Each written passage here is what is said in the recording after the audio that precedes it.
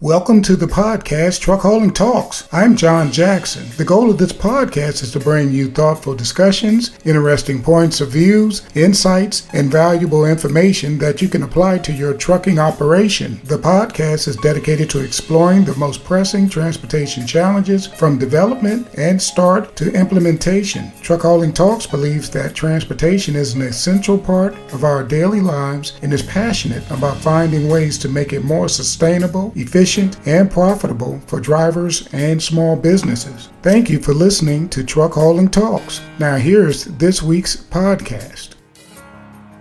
Okay. Thank you again, Chanel. Hey, thank you. I really appreciate what it is that you bring to the table. Your vast knowledge. I know it goes deep. So. Yeah, it's a lot, and I think what I may do as well, I may have to chop some things up, and because it's a whole lot of information. It's a whole lot. You know, it's a lot of details. You know, in what it is that you do. You know, one thing I've learned too, even with on the title side, you know. Wording is everything, and when you say, it's like people don't give you a pass sometimes, and right. it's just like you have to have a mindset of DOT and DMV. I do that because, again, if you leave out, you can't generalize anything. Right. If you leave out the smallest, people will try to twist it. So you really, and when you look at my videos, a lot of times when I talk about the titles, I would say state specific, depending on your state. Correct. You know, and I have to share that every once in a while, because if not, we can't have that over here. and they're right. And people will hold you, they'll hold you to that, you know? DOT does that, you know, because you go from state to state. There are different rules and regulations for each state. And people don't really see that. They don't really understand it unless they are in that situation. Right.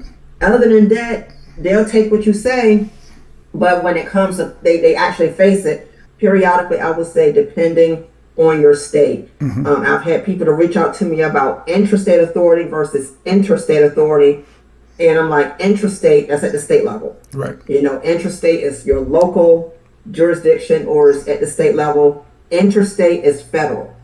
You know, and I also have to specify that because, again, people get confused.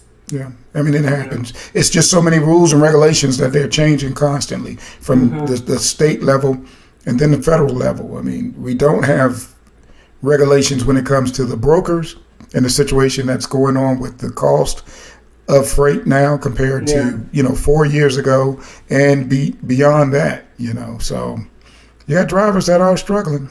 They really are, owner operators that are going through. But hopefully we'll give them some good information that they can, hang their head on and move forward and just ride out this current storm situation that we're in transportation. I really believe it's going to turn, sooner than later. I really do believe that, and it's just a matter of those who came in with the right intentions holding true to what it is that they came in to do, and that's to run a business safely and to get product from point A to point B safely. Welcome to Truck Hauling Talks. This is John Jackson, and I'm here with Chanel White of Wisdom and Authority Title Solution. And I wanted to take the time to say thank you to all the fathers out there who have contributed to their children's lives and to whomever else they may have helped throughout this course of time and whomever else they've helped.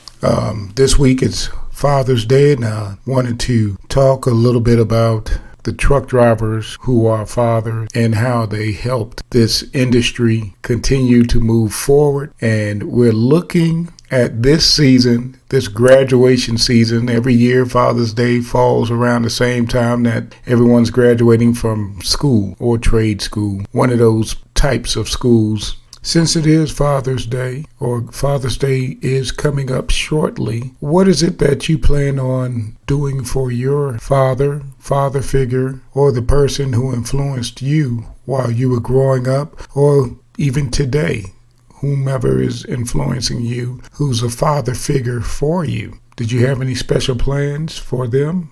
Are you planning on sending them a gift? If so, if they're in the transportation industry, what is it that you're looking to purchase for them to help them while they're out on the road? Have you given that any thought? Different ways that we can do some things for the men out there who are driving who may not be able to make it home for the weekend to spend with their families. So this is just a shout out to them, a thanks to them for what they're doing in the transportation industry. We're going through a lot of turbulent times right now in the transportation industry. I'm reading where we have more and more companies closing down. We have more layoffs for drivers at companies that are still open, but they're looking to downsize. And we have some companies that are moving into other areas besides the transportation part of the business, like warehousing, towing, equipment repair, or private parking for various companies. It all boils down to what is it that the companies are contributing to the economy. The economy has changed. Demand for items is still high. Customers are still out there. I believe that they're using a different form of meeting the customer needs, moving freight different ways. We have air, land, train, rail yard, or sea. You have so many different ways to move the freight.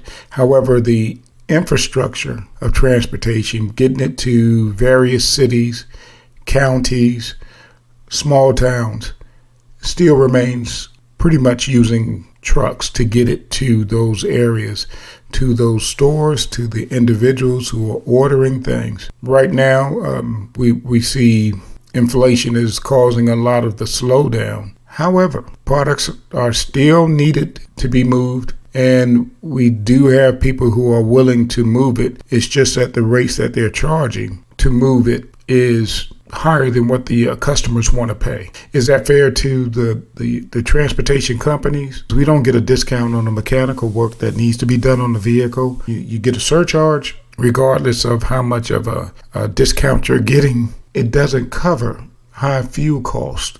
If there's a standard fuel cost or fuel price that they charge across the board, it'll help offset problems that the truckers are having now, the trucking companies are having now, as far as being able to make a profit with the amount of money that they're trying to give trucking companies for rates. And then there are certain states that charge a little more than others to go through. Prices have gone up for tolls. Prices have gone up for drivers looking for parking spaces. Every place you go, they don't always readily have a place for you to park. They want you to come in, deliver, and then they want you to leave.